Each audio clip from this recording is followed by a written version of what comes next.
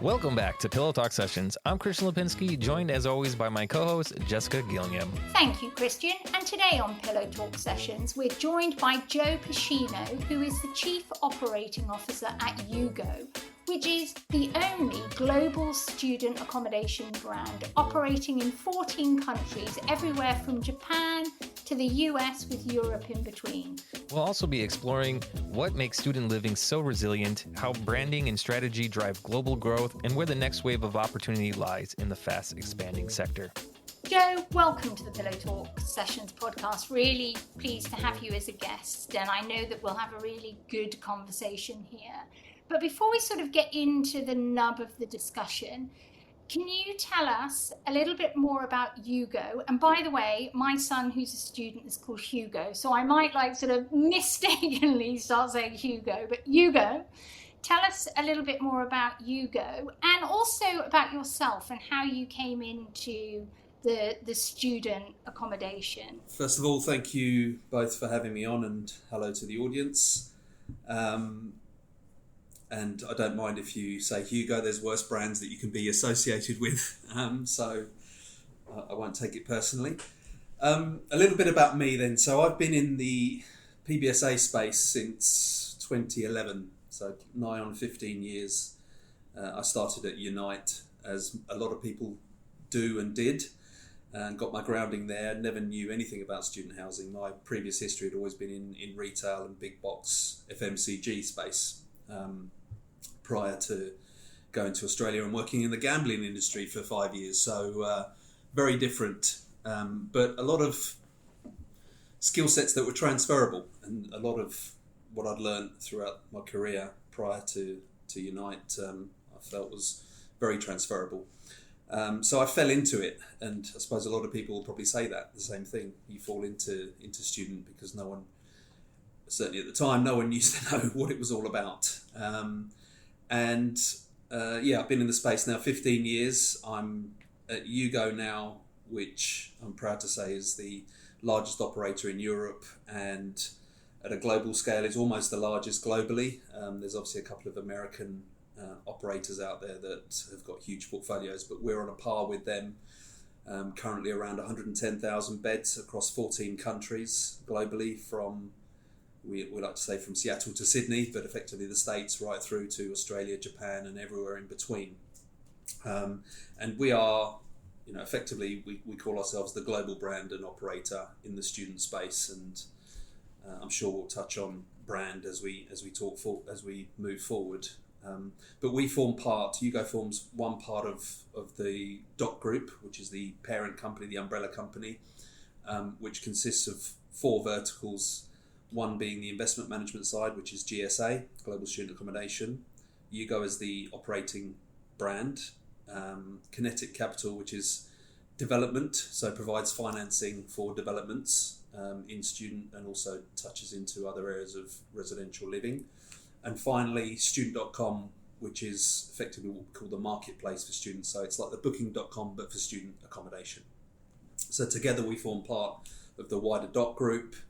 And we feel that we've got our own little student ecosystem, if you like, where we effectively are a true vertical and work across every part of student that you can think of, from planning, development stage, right through to the leasing and online booking journey, etc.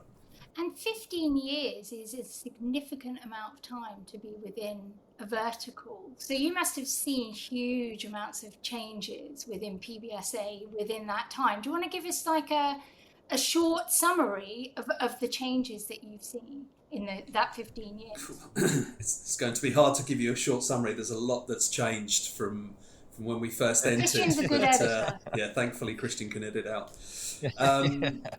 So a lot has changed, and it ranges from the approach that operators take in terms of the service delivery and what that means, through to the actual physical nature of the product that is being developed today.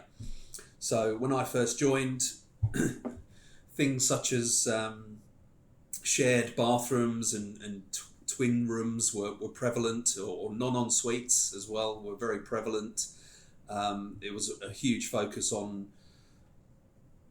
density of rooms, and there wasn't really any or a lot of attention paid to the communal areas, the amenity space, the community, building a community within PBSA. It was very much real estate focused, and I suppose that was natural because it spawned from residential, and residential as we know it, as we knew it, that's also changing, was very much you just put a building up, erect a building, put rooms in it, and then hand the keys, and then you don't see anyone until their lease is up and they move out, unless there's a maintenance issue along the way. So that was typically the original approach.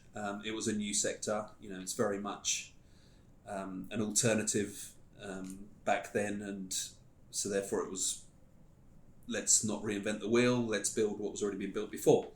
However, over the years we've seen a strong focus on amenity service, the community aspect, but also importance of pastoral care, wellbeing, and the mental health side of student learning and their experience. And I think something that we're very passionate about and is more and more prevalent across the sector is that the university experience for students is more than just you go to university, study in the library, and then your student accommodation is just somewhere to place your head at night.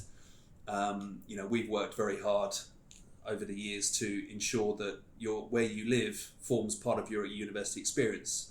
Because if you relate that back to if you're sharing a flat with others that you don't know from different countries, different cultures, that's not only in university where you do that, you can do that at home. And that's where you start to build these lifelong friendships, and you get to experience those different cultures and different points of view, and really start to make some good friends. And I think that's really important. And for us as managers of PBSA, it's really important that we encourage that, the inclusivity aspect, the diversity, equity, etc. is really, really important.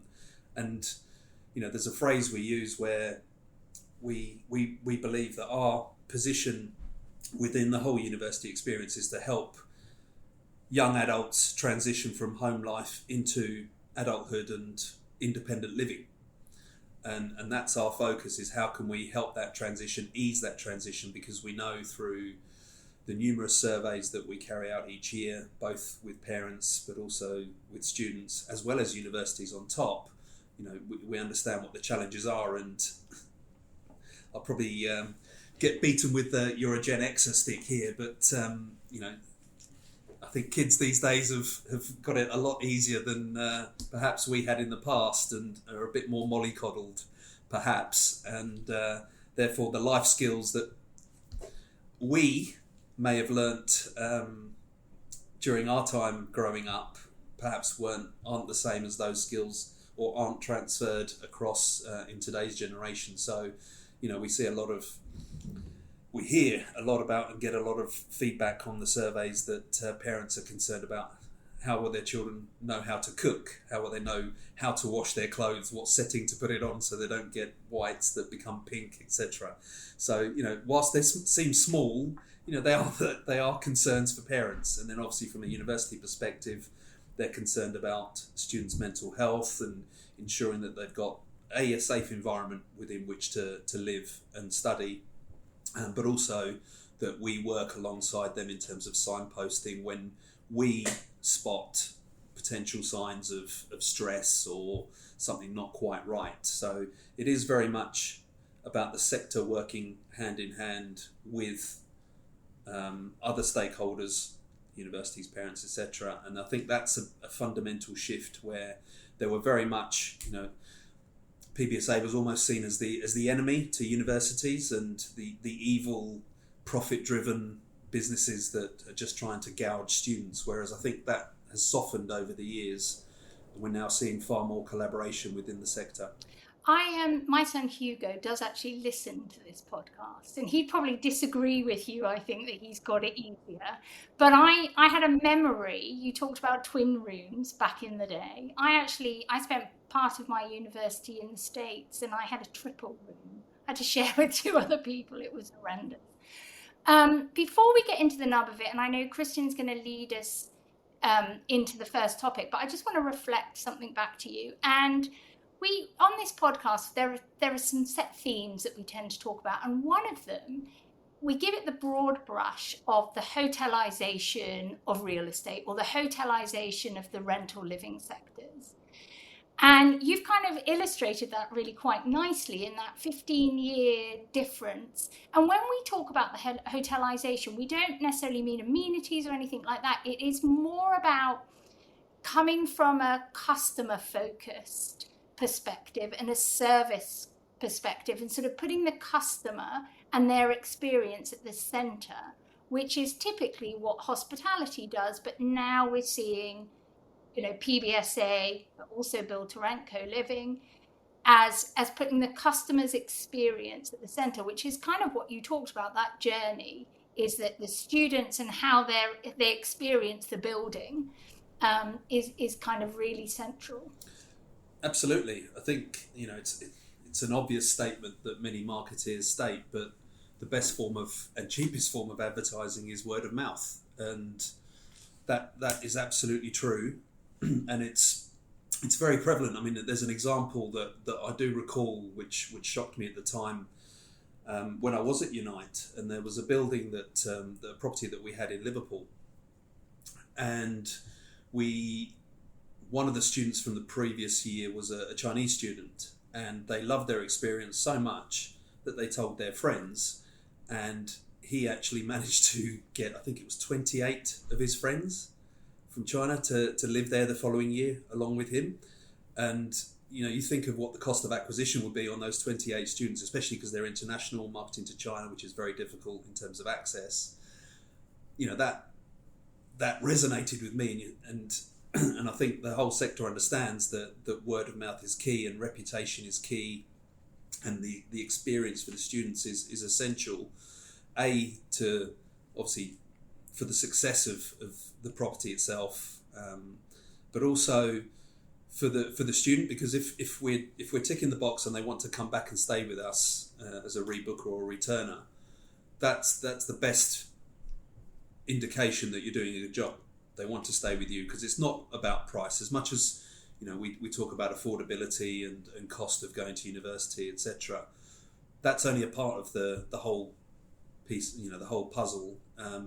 It is the experience, it is the time that they have, the service delivery that they get from the staff, and how at home, I suppose, they feel within our properties. And that's a real focus, and it has to be. It has to be. I mean, it just makes everyone's life so much easier if you've got a student that comes back the following year. You know their name already, so you've already got that relationship that you've built up, and it's a gift that our teams have on the ground, where they can be managing a 1,500 bed property and yet they know every student's names. I mean, that's impressive. But it also, for you as a student, if someone, or even in hotels as we've seen it, if they welcome you by your name, that goes a long way. And hotels is slightly different because it's a shorter stay. But if you're living there for a year and they know your name out of 1,500 students, that instantly gives you that connection and makes you feel warm and fuzzy inside, and it is a great start and first step to hopefully returning the following year. Yep. And retaining them as a student. Oh yeah, I mean, I'm just thinking about when I went to a student. I was the guy that was missing a door. I don't know where the door went, but it makes me think that I want to go back to university now. And I've seen some of the student accommodation. The more we talk about it, it just sounds like such a great place to live. I mean, okay, you'll figure out how to wash your clothes. That's fine. That's all about evolving as a person. But the environment that you are really kind of forms your idea about the world and the people around you. So having that, the first stop be a good student accommodation where you can grow, I think is amazing. I think we should jump straight into some of the topics here that we have outlined today. And the first one is looking at global student living as a scalable model. The student accommodation sector is seeing global demand outpace supply. What makes this segment so resilient? And you've answered a bit of it, but also compelling. And how might its operating principles influence how we design and scale other residential formats? Big question to start off with. So I think I'll try and answer it in two parts. The first part is touching on the scalability, we know that over the next 10 years, probably less, there'll be 240 million students, tertiary students worldwide. Now, of course, not all of those will need student accommodation. You've got to segment those out to online courses, people that study and commute from home, etc. But that's a huge number. And we know that what we call penetration rates, but effectively the availability of student housing or PBSA within many, many markets, there's a huge shortage, very, very much undersupplied. If we take that the US and UK are the two most mature markets, and they're, I think the UK is hovering around sort of 30 to 35% penetration, then you compare that to, say, in Italy, where you're probably 5%. So only 5% of those students that need accommodation can be housed. That's a huge shortfall. And if you extrapolate that 240 million number out to the end of 2050, predictions currently are that number will grow to over 400 million. So from a scalability perspective, the future looks bright in terms of numbers. So it's a sector that we can get behind. And I touched on before that PBSA was seen as an alternative by many institutions and capital partners and players. In my view, residential itself was seen as an alternative, whereas now I think residential is core.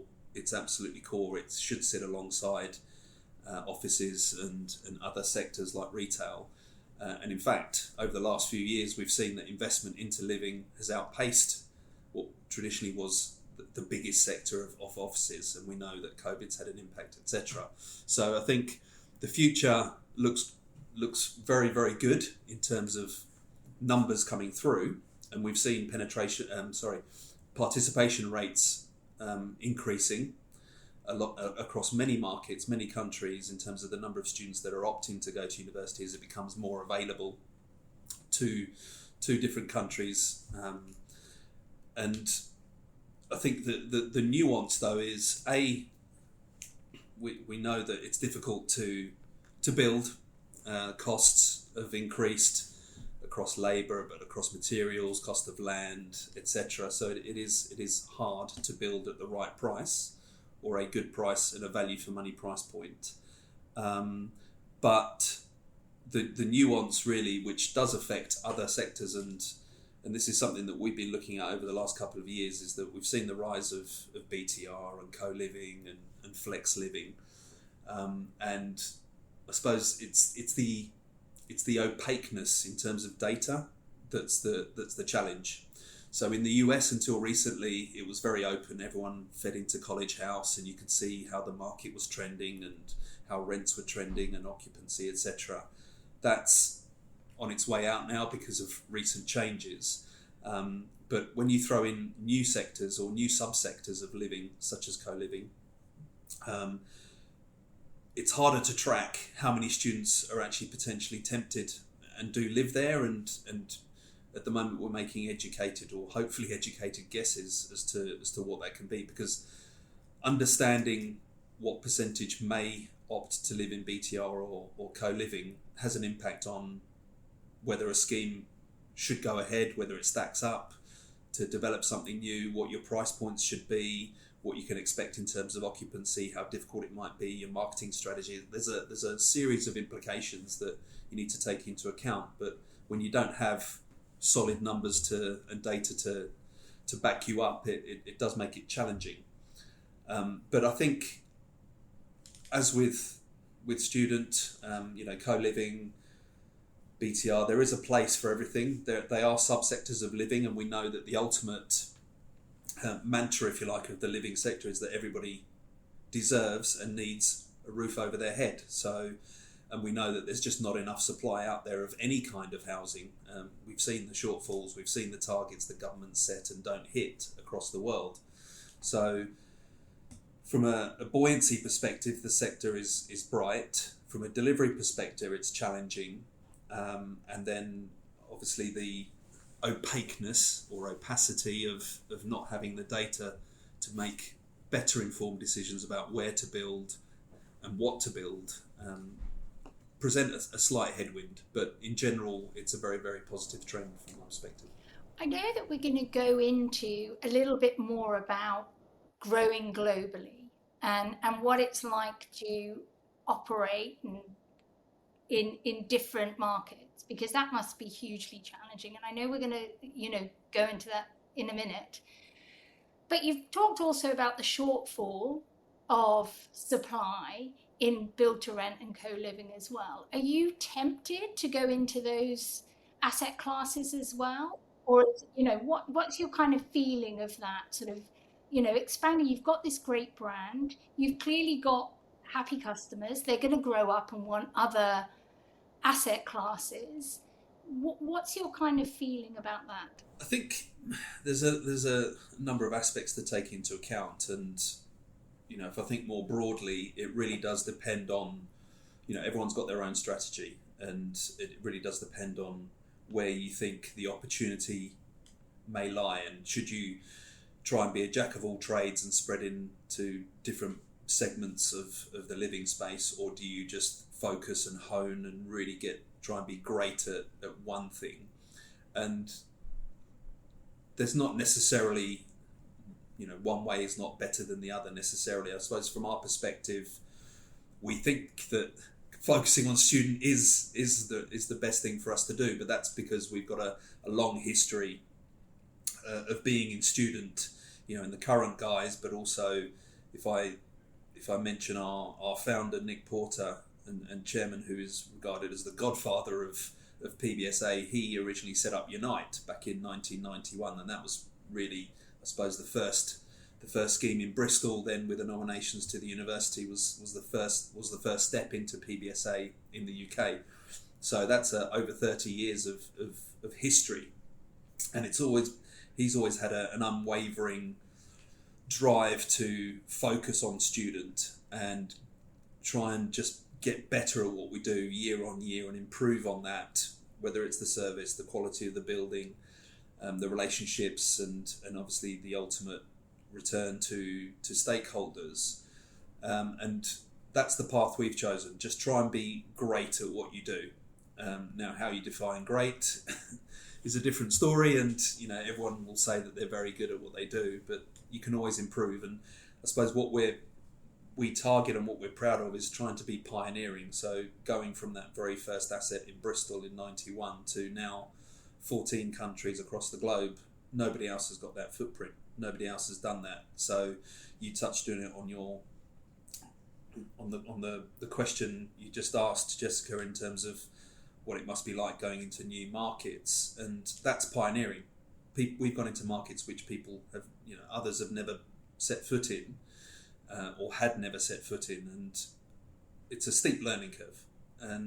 But I think by knowing what your offering is and really focusing on the delivery of that, for us is certainly where we want to continue to focus. Now, our split is probably 95% to 5% student during term time, because in some markets there are blurred lines. So you don't have, in the UK, you have a sui generis planning consent for student, but you don't have that. And typically in other countries, it'll either be classed as residential or hotel use and sometimes commercial.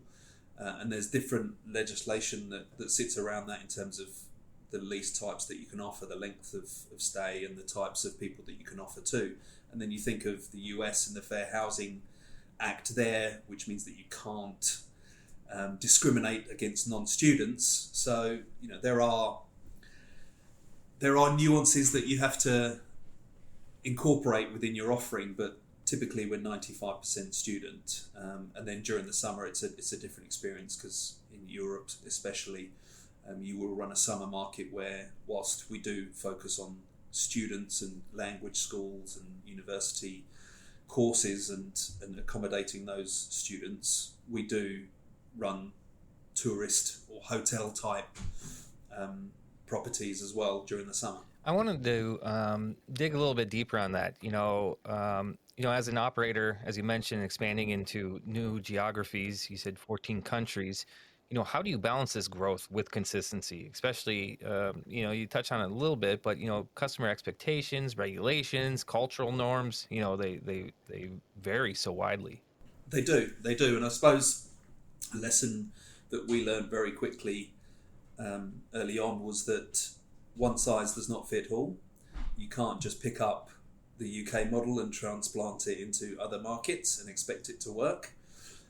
You do need to really understand and get under the skin of each market. So the way we approach any market is that typically we take up to about 2 years researching that market to understand the nuances, the cultural aspect. How do people buy? How do they purchase? What's the understanding of PBSA? Do they have an understanding? Typically education is the first point that we touch on. We need to educate universities, parents, governments, local councils on what PBSA actually is, because invariably it's never existed. So once we've gone through that phase of the education piece, it's then understanding how easy is it to do business in that country. How easy is it to get planning consents, to build?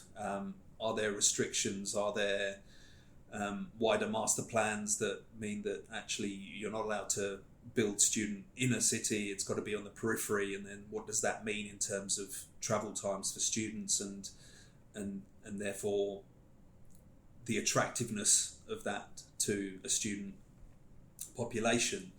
But then also the strength of the universities. Number of universities in that country, in that city. What's their strength? What's their strategy? Are they growing? Are they in decline? Applications up or down, etc. Where do they sit in the Times Higher rankings, as well as the QS rankings, and really cross-referencing that and putting that all together, and then saying, right, we think this is a market that we should go into. It hits our minimum thresholds in terms of number of students. What's the percentage split between domestics, internationals, the domestically mobile students. Effectively, that's your addressable demand, which is the internationals and domestically mobile. And then looking at the capital. So the investors effectively. So the advantage that we have as a group that I touched on earlier in part of the DOC group is that we manage and operate properties on behalf of our sister company GSA, but we also manage for other clients, other institutional clients. About 45% of our portfolio is GSA managed stock, so actually the majority is non-GSA.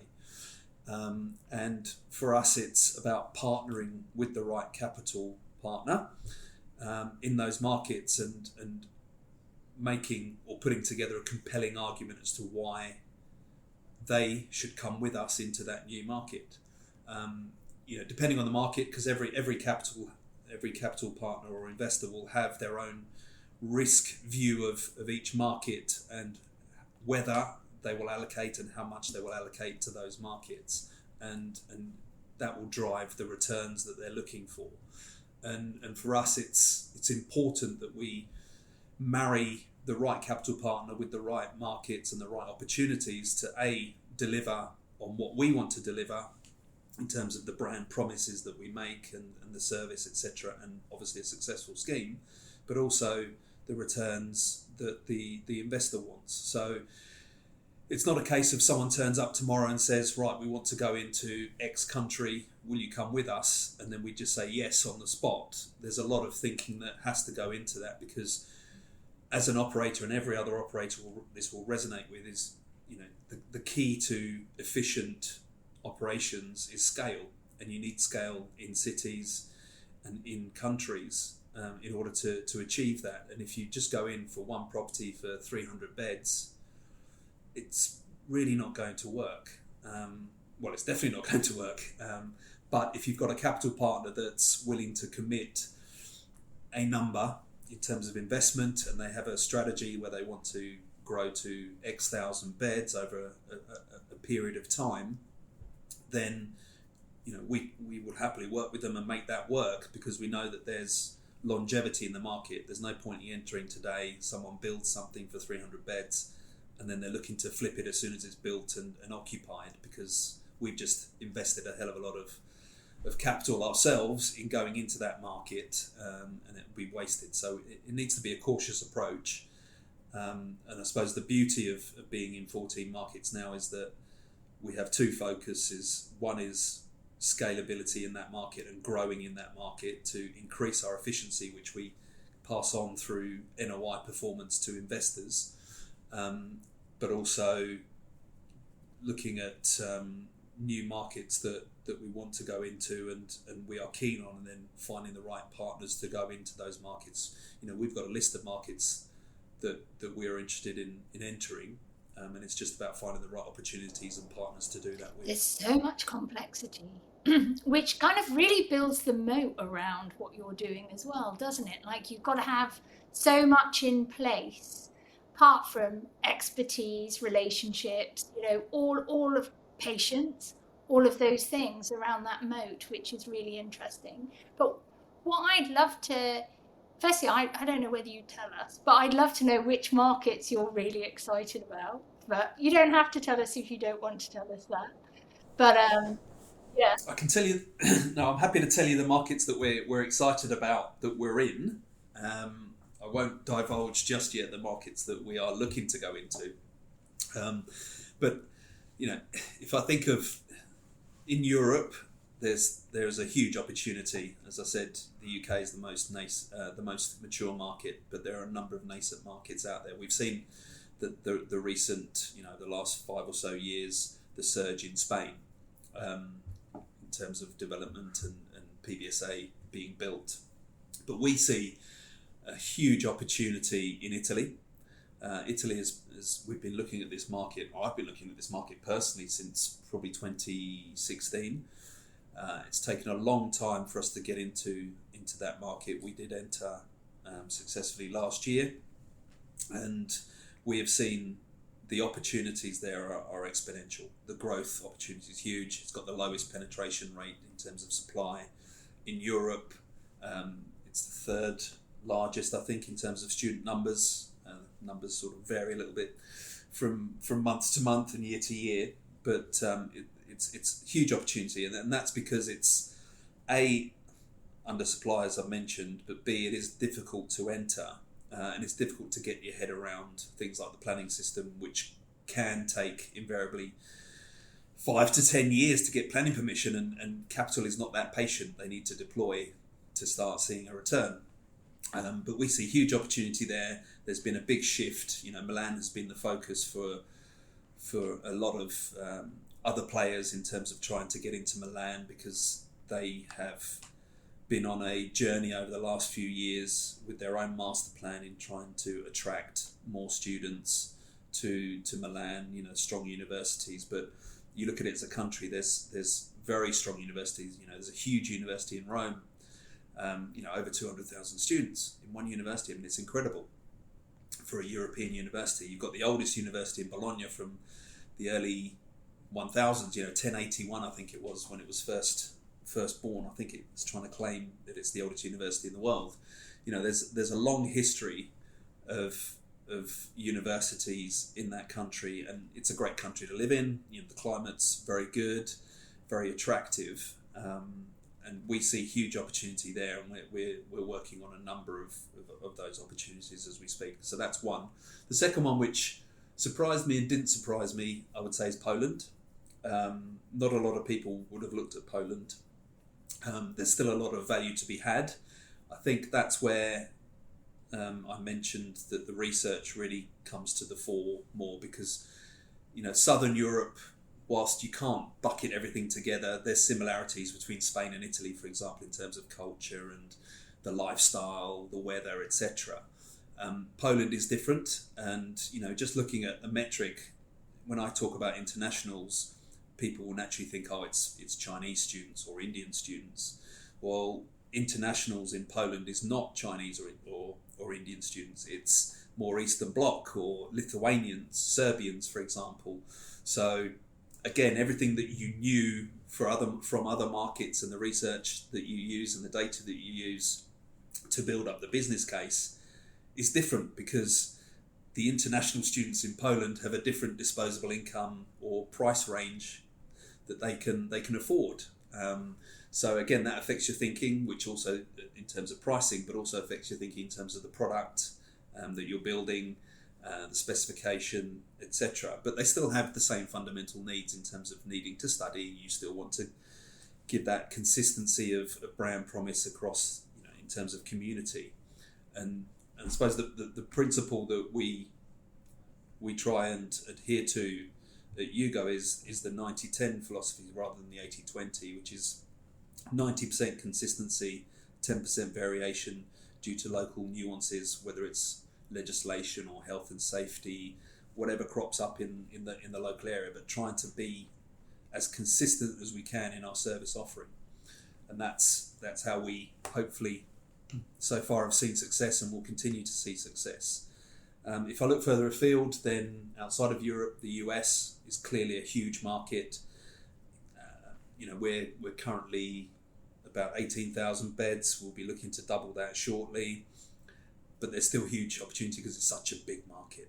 And, we're only touching the sides really in terms of 18,000 beds. There's a couple of big players out there that we're gunning for. And we want to be number one in every market that we're in if possible. And then outside of that, there's still scope. We're realistically the only player in Dubai, for example, and there's a lot of effort going into attracting university campus offshoots, if you like, into Dubai. The government are very proactive and trying to attract some of the big names like Harvard and Yale and MIT to set up an offshoot campus. And we've already got an asset there. We've been trading there for over 5 years now, successfully. And again, that was a different market because in that property we have segregation of male and female, for example, separate floors, separate blocks. So again, a learning curve. And then for us, it's, I'm excited about APAC and growth in Australia and Japan, where we also have a presence. But again, it's that dual track strategy of new markets as well as scaling in the existing markets that we're in. Yeah, you guys sound super busy, and so I appreciate you taking the time out today to be on the podcast with us. Just hearing everywhere you're going. One note on Poland is I actually live and work in Poland.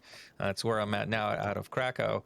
And I can tell you that your direction to Poland is right on, because there's a lot of tech companies moving to Poland. It's becoming like a huge tech center. Since Brexit, a lot of companies have moved over here because of the price of living, the price of the economy, and it's a really, if anybody's thinking about moving business to Poland, that's definitely a good place to do so. We have two more subjects to talk about today, and the next one is branding in student living. Everything that you've been talking about and what you've been doing is all reflective of your brand. Why do you think brand matters so much in the student living space, especially, you're marketing to a generation that's incredibly brand savvy and digital connected? I think you've hit the nail on the head there. One thing that we've really focused on is our brand, and we launched the Yugo brand in 2021 because previous to that we were a number of operating names. So we had Uninest, Student Housing Company, Nexo Residencias, for example, headquarters in Germany, and we felt that there was something missing in the sector. We think of the great brands that are around, and how well known they are, and a lot of them stem from the US. And I think it was a stark sort of revelation for us and for me when we entered the US that in real estate especially, but in student, brand didn't exist. The brand was the property. That's the brand.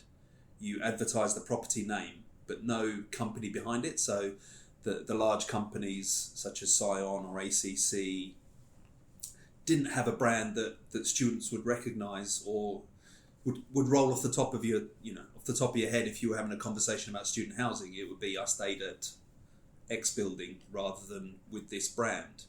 And for us, it felt like a huge opportunity because, as you said, Christian, today's Gen Zs and Gen Alpha even more so moving forward, it's all about brand and brand trust. And for us, that fits in with what I was touching on before in terms of brand promise. Is we want to be synonymous for giving a level of consistency and service and expectation to students, no matter what country you're in. There should be a baseline of what we should be delivering to those students and what you can expect, what parents can expect, what students can expect, what universities can expect, and then the local nuances will vary on top of that. But it should be consistent everywhere, which is harder to achieve than you might think. But it's very important for us because, and it's very deliberate in terms of our positioning that we say we are a global brand and operator and not just an operator. Because in our view, if you're just an operator, you're thinking, it's a paycheck effectively. You're thinking about how you're going to get paid your fees. Your focus is really on the performance of the asset from an NOI perspective. But for us, it's more than that. It's more than just focusing on the asset. Yes, that's absolutely important. We all need to be paid for the work that we do. But for us, it's a step further. And if I bring us back to one of my earlier points in terms of that transition from home living to independent living, effectively independent life, and becoming an adult and maturing and learning and exposure to different cultures, etc. That's key for us, and that's part of, we have 3 pillars of programming that we run internally, which many operators will say, we'll talk to you about the student experience. Our aim is to go beyond that, and effectively it's almost called the Yugo movement, if you like, in terms of it's beyond just student experience and beyond providing or putting on events for students, barbecues or whatever. That's run of the mill. For us, as part of our pioneering piece, is how can we take that further? And we have 3 strong pillars, which are around personal development, professional development, and then sustainability. And we think that those are the 3 main topics that are important to students today, and we continue to reassess those as we continue to survey future students. And we program around that so that it's not just about putting on a nice barbecue with free beer. It's more than, university life should be more than that. You think that the cost of going to university has increased so much over the years. The whole thing, not just the accommodation, but also cost of going to university has increased. The pressures that puts on families, we've seen that it's not just the middle classes and the wealthy middle classes that are sending their children to university, and the numbers we talked about before in terms of those numbers going up. It's also the lower economic eco-socioeconomic groups that are coming through, and they've been saving up for, families have been saving up a hell of a long time to put their child through university, to give them the best opportunity possible in terms of getting the best education at the best establishments. So we have to be mindful of that, and what we try and do is push programming beyond just the normal trivia night or movie night in a property, but actually how can we help them become more employable moving forward from a professional perspective. So, and again, it goes beyond just CV writing, but it's also giving them access to CEOs of different companies that can talk to them about resilience, or talk to them about their career journey and the challenges they faced and how to overcome those and avoid pitfalls, and almost be mentors, but offering webinars on that. And our partnership with VCARB in Formula One has been fantastic, where we've had access to some really great minds from both Red Bull but also from the VCARB team to talk to us about their experiences. And we try and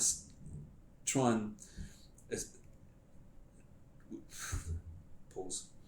Sorry, Christian. I'm missing a word there.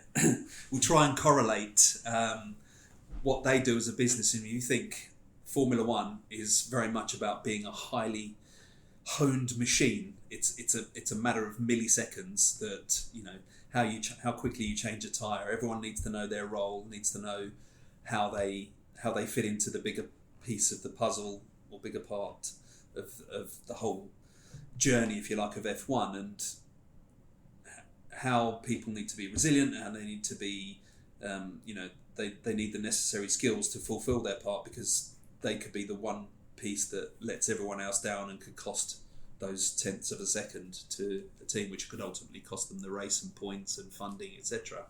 And being able to have someone from those businesses and those brands that can talk to students and pass that on and pass on, you know, the lessons they've learned and the mindsets that you need to have, you know, for us can only enhance what students are already learning at university and help them as part of their journey into the workforce, because it is becoming more and more competitive and more students are going to university, more and more students want to come out with firsts and go to, you know, the top universities to make them more employable.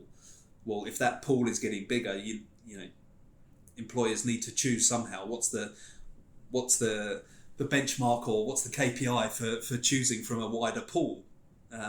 You need to set new KPIs or new things that you're looking for, and I think the more we can add to a student's CV, if you like, life CV, in helping them to secure better employment, whether that's through us and through our own internship program, which is part of the programming, or through others, you know, we feel that we should be doing everything we can to help those students be successful. And, you know, I'd love to be sitting here saying that if you live with us, you will, you know, there will be a stat in the future, I'm sure, but if you live with us, you will be more successful than if you live somewhere else, because of everything that we do as part of our programming. So hopefully the next time, if I'm invited back on, I can share that stat, because that would be a phenomenal stat that would certainly help our marketing and brand piece, but also help us with negotiations with universities, etc., and with councils and governments, local governments. I hope you're putting metrics in place and really thinking about that, because it would be, you know, really significant to be able to say that. And I just, you know, it's so much has changed. I was just sort of thinking, when I went to university, it was all about fun.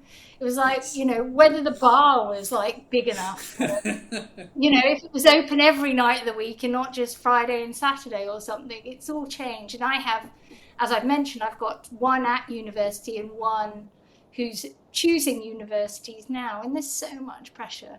But, you know, to have operators like yourself that sort of understand that and are providing, you know, helping, which is great. But Joe, I have thoroughly enjoyed this conversation. We definitely want you back on. And also I want to hear more about what it's like to operate in Japan, because that is a country you didn't mention, but, you know, going from Japan to Madrid to somewhere in the US, you know, it's a really interesting model that you guys have. But thank you so much for coming on the podcast. And I know Christian's just going to clear us out now. Yeah, absolutely. There's one last question for you, Joe. Anything coming up for you guys, or anything our audience should know if they're interested in finding out more about Yugo? Where can they go? So, as always, we are forever trying to pioneer and do new things. So there's some big things that are on the horizon, which I can't talk about just yet, but stay tuned for those. And then for anyone that's interested in getting in contact, they can either do that through LinkedIn. I'm visible there, but also I'll be attending some conferences as I try and do throughout the year. I think the next one will be the Class Foundation conference in November, and then Property Week in December. So more than happy to catch up with anyone then as well. That's brilliant. Joe, thanks so much for spending the time. Like this podcast has said, you are a very, very busy person, so we'll let you get back to it. But again, thanks for joining us. And that wraps it up for today's episode of Pillow Talk Sessions. Thank you so much for joining us. And to stay connected and never miss a conversation, head over to pillowtalksessions.com to subscribe. You can also follow us on LinkedIn for more insights and interviews with leaders shaping the future of hospitality, multifamily living, and community-driven spaces. Pillow Talk Sessions is brought to you by Abode Worldwide, the strategic public relations agency for tech brands and tech-enabled operators, transforming the way we work, play, and stay. Abode Worldwide creates category leaders and builds brand value across hospitality and modern rental living. Thanks again for tuning in, and we'll see you next time on Pillow Talk Sessions.